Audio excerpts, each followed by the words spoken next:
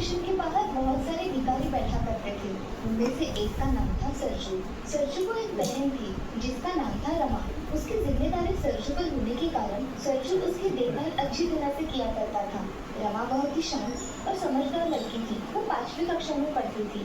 सरजू जब 15 साल का था तभी उसके माता पिता गुजर जाने की वजह से रमा की जिम्मेदारी उस पर आ जाती है। सरजू के घर के हालात बहुत ही कठिन थे। गरीबी तो उसका पीछा ही नहीं छोड़ रही थी। बहन की पढ़ाई और दोनों का पेट पालने के लिए सरजू स्टेशन पर भीख मांगा करता था। साहब, भगवान के नाम पे दे दो, भगवान आपका भला करेगा। ये लोग कहाँ से आ जाते हैं क्या पता। ऐसा कहकर वो आदमी चला जाता है। वो आदमी जाने के बाद सरजू फिर से भीख मांगने लगता है। भगवान के नाम पे दे दो भैया, तुम्हारा भला होगा, भगवान तुम्हारी हर इच्छा पूरी करेगा। बेटे, भगवान ने तुम्हें 2 हाथ दिए हैं, वो भीख मांगने के लिए नहीं दिए हैं। बेहतर है तुम कुछ काम धंधा करो। ऐसा कहकर बूढ़ा आदमी वहाँ से चला जाता है।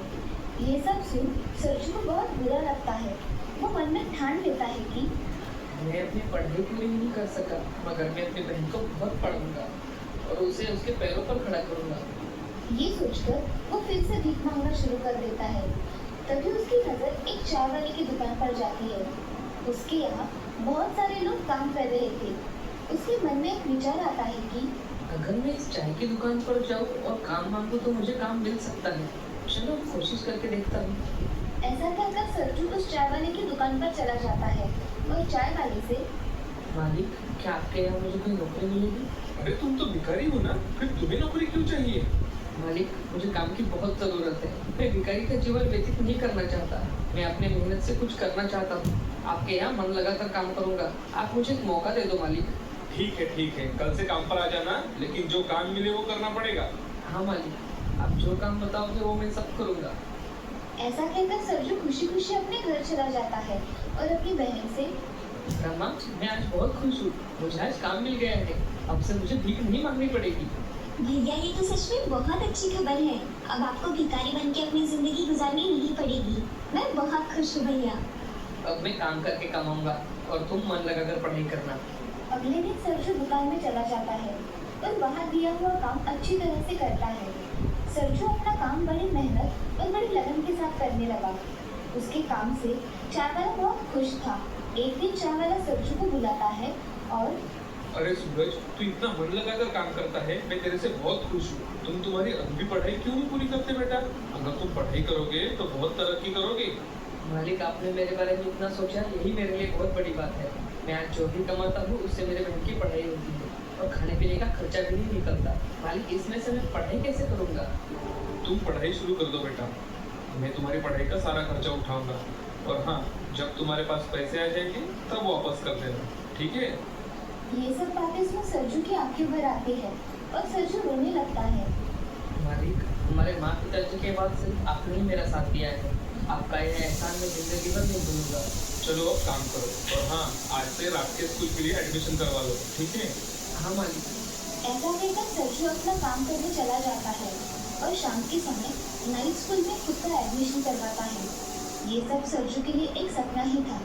अब सरजू सोचता है कि अगर मैं कुछ और काम करूं तो पैसे भी मिलेंगे और मालिक का थोड़ा कर्जा भी चुका दूंगा।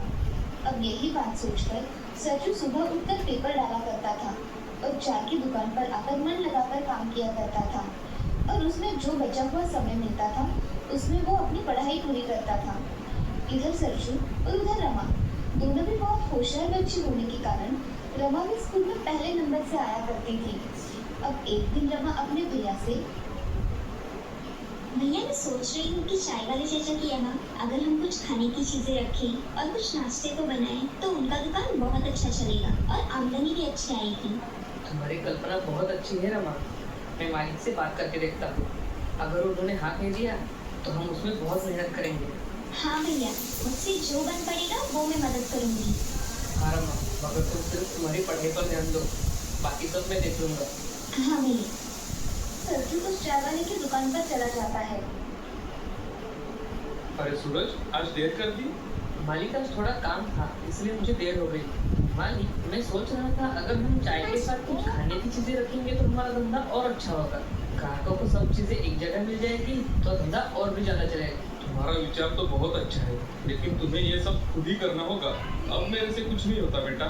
मालिक, मैं ये सब देख लूंगा। आप काम की चिंता बिल्कुल मत करो। ठीक है, तो फिर मुझे कोई आपत्ति नहीं। ऐसा कहकर सरजू चाय के साथ कुछ खाने की चीजें भी रखता है। लोगों को एक ही जगह सब चीजें मिलने की वजह से सभी लोग चाय वाले की दुकान पर आने लगे।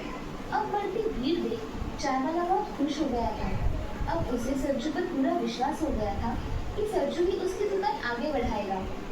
अब सरजू रात के समय पढ़ाई और दिन में काम किया करता था और थोड़ी ही देर में उसकी मेहनत रंग लाई। चाय वाले की छोटी सी दुकान अब बड़ी बन गई थी। अब थोड़े ही दिनों में सरजू ने पढ़ाई का खर्चा चाय वाले को दे दिया। अब सरजू अपनी पढ़ाई पूरी कर लेता है और रमा भी अपनी 12वीं की परीक्षा पास कर लेती है। पूरे जिले में रमा का पहला नंबर आता है। सरजू ने अपनी पढ़ाई पूरी करके चाय वाले की एक दुकान को 3 दुकानों में बदल दिया था। अब उसकी दुकान इतनी चलती थी कि लोग खास करके उस दुकान की चाय पीने आया करते थे और साथ ही में रखे हुए पदार्थ भी चखा करते थे। अब एक दिन चाय वाला, सूरज, तुमने तुम्हारे बलबूते पर इस चाय की छोटी सी दुकान को एक होटल में तब्दील किया है। ये सब तुम्हारे मेहनत का फल है बेटा। मालिक, ये सब आपकी ही कृपा है। अगर आप मुझ जैसे भिखारी को मदद ना करते और काम करने का मौका ना देते तो मैं यहाँ नहीं होता मालिक।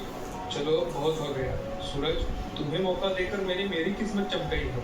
तुम्हारे वजह से ही मेरा चाय का धंधा छोटे से बड़ा बन गया। अब सूरज, उस चाय की दुकान में से एक दुकान तुम ही संभालो। आज से वो दुकान तुम्हारी ही है, समझो।